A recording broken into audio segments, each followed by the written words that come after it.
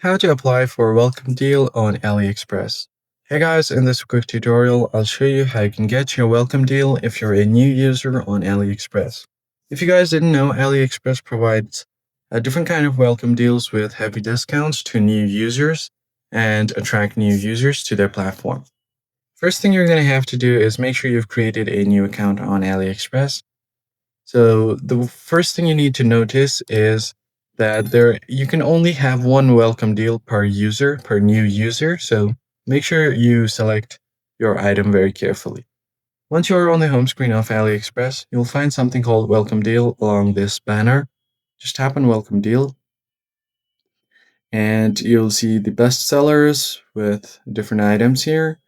Now you can also search for the item that you want on the search bar up top, or you can just search by image as well. So let's just search for a mini fan and it will show you all of the available products here. Now just tap on the product that you want to purchase. Then you can just tap on buy now.